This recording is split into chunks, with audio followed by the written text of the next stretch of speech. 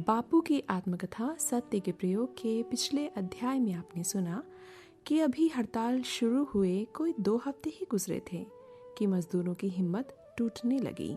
ऐसी स्थिति जानकर मजदूरों का हौसला कायम करने हेतु गांधी जी ने अपने उपवास पर जाने का निर्णय कह सुनाया। मजदूर आश्चर्यचकित रह गए और हड़ताल पर डटे रहे। तो आइए इसी कड़ी में सुनते हैं महात्मा गांधी की आत्मकथा सत्य के प्रयोग से अध्याय खेड़ा सत्याग्रह।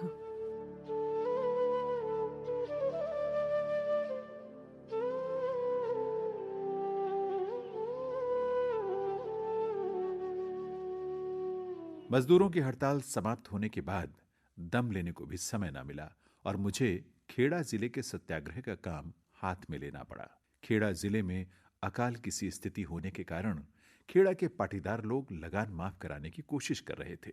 इस विषय में श्री अमृतलाल ठक्कर ने जांच करके रिपोर्ट तैयार की थी। इस बारे में कोई निश्चित सलाह देने से पहले मैं कमिश्नर से मिला। श्री मोहनलाल पंड्या और श्री शंकरलाल परेख अथक परिश्रम कर रहे थे। वे स्वर्गीय गोकुलदास कहानदास पारेख और विट्ठल भाई पटेल के द्वारा धारा सभा में आंदोलन कर रहे थे। सरकार के पास डिपुटेशन भी गए थे। इस समय मैं गुजरात सभा का सभापति था। सभा ने कमिश्नर और गवर्नर को प्रार्थना पत्र भेजे, तार भेजे, अपमान सहे। सभा उनकी धमकियों को पचा गई। अधिकारियों का उस समय का ढंग आज तो हास्यजनक प्रतीत होता है। उन दिनों उनका अत्यंत हल्का बर्ताव आज असंभव सा मालूम होता है। लोगों की मांग इतनी साफ और इतनी साधारण थी कि उसके लिए लड़ाई लड़ने की जरूरत ही नहीं होनी चाहिए थी। कानून ये था कि अगर फसल 4 ही आना या उससे कम आवे तो उस साल का लगान माफ किया जाना चाहिए। पर सरकारी अधिकारियों का अंदाज 4 आने से अधिक का था।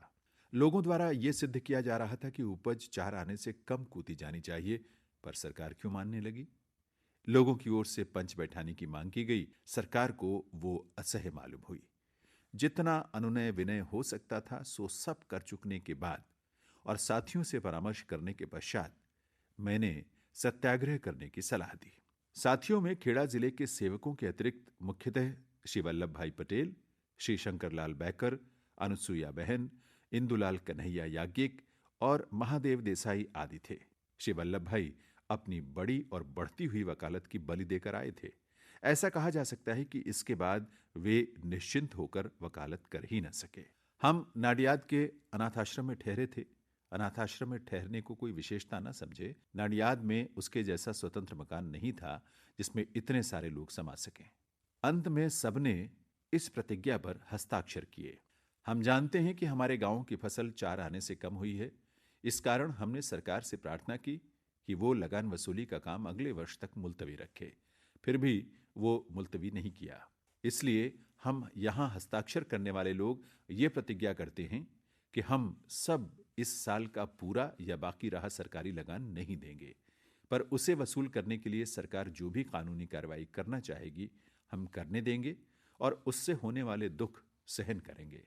यदि हमारी जमीन खालसा की गई तो हम उसे खालसा भी होने देंगे, पर अपने हाथों पैसा जमा करके हम झूठे नहीं ठहरेंगे और स्वाभिमान नहीं खोएंगे। अगर सरकार बाकी बची हुई सब जगहों में दूसरी किश्त की वसूली मुलतवी रखे तो हम में से जो लोग जमा करा सकते हैं वे पूरा अथवा बाकी रहा हुआ लगान जमा कराने को तैयार हैं। हम में से जो जमा करा सकते हैं उनके लगान जमा न कराने के कारण ये हैं कि अगर समर्थ लोग जमा करा दें तो असमर्थ लोग घबराहट में पड़कर अपनी कोई भी चीज बेचकर या कर्ज लेकर लगान जमा करा देंगे और दुख उठाएंगे।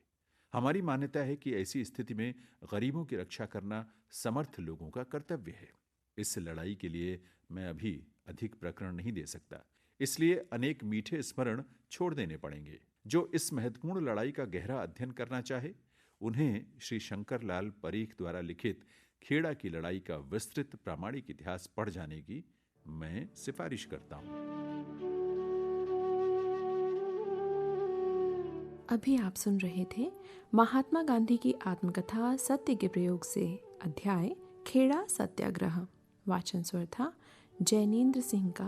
प्रस्तुतकर्ता निशा भारद्वाज।